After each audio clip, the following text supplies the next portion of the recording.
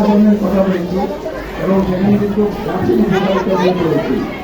আমি শুধু একটি ছোট্ট কথা বলি, কিন্তু আমাদের সারা বাংলাদেশে লাগাতে হবে এবং সবুজে ছেড়ে ফেলতে হবে।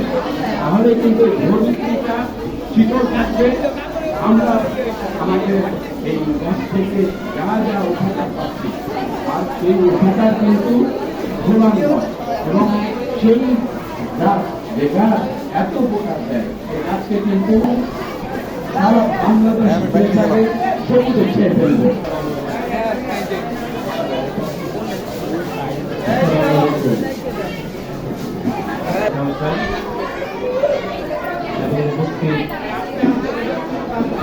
জীবন ফাউন্ডেশনের সম্মানিত চেয়ারম্যান জনাব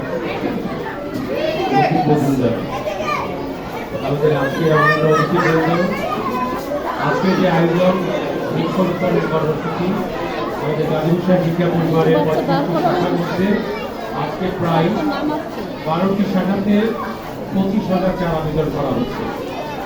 এখানে যারা সার্বিক সহযোগিতা করেছেন, যারা এই কাজকে উদ্বুদ্ধ করেছেন, কাজ করার ক্ষেত্রে সহযোগিতা করেছেন, কাজ সম্পৃক্ত জন্য যারা আমাদেরকে আহ্বান জানিয়েছেন, সেই প্রকৃত জীবন ফাউন্ডেশনের প্রতিষ্ঠাতা এবং চেয়ারম্যান এবং গাজীপুর স্কুলের প্রতিষ্ঠাতা এবং ব্যবস্থাপনা পরিচালক জনাব মোহাম্মদ ফারুক সিকদার, আমাদের বন্ধুবর এডিশন গ্রুপের সিইও এমরান, বাংলা লিঙ্কের এমডি এবং অন্যান্য আরও অনেক, আমাদের ডিবিসি চ্যানেলের সালাউদ্দিন চৌধুরী, তার মিসেস মিসা চৌধুরী, সকলকে গাজীপুর শিক্ষা পরিবারের এই ক্ষুদ্র আয়োজনে উপস্থিত হয়ে বক্তব্য করে অনুষ্ঠান সুন্দর এবং সুচারুভাবে নিজেদের বক্তব্য গ্রহণ করার জন্য গাজীপুর শিক্ষা পরিবারের 35টি শাখা এবং আমাদের প্রায় 30,000 শিক্ষার্থী, 2,000 শিক্ষক কর্মকর্তা কর্মচারীর পক্ষ থেকে আন্তরিক অভিনন্দন এবং কৃতজ্ঞতা জ্ঞাপন করছি।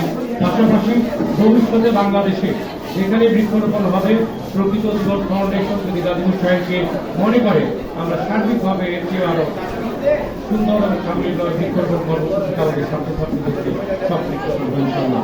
আজকের অনুষ্ঠান এই পর্যায়ে আলোচনার সমাপ্তি ঘোষণা করছি। আল্লাহ হাফেজ। আমাদের আজকের শুভ সম্মানিত অতিথিবৃন্দ, স্কুল ক্যাম্পাসের ছাত্রছাত্রীদের মাঝে গাছের চারা বিতরণ এবং বৃক্ষরোপণ কার্যক্রমের জন্য চলে যাচ্ছেন।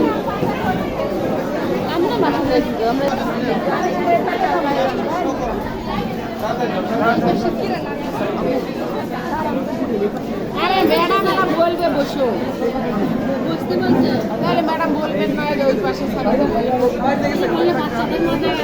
বাচ্চা নিয়ে ওটা গাড়ি থেকে বসে এই পাশে সারানো যেতে চলে না সারা ঘুরে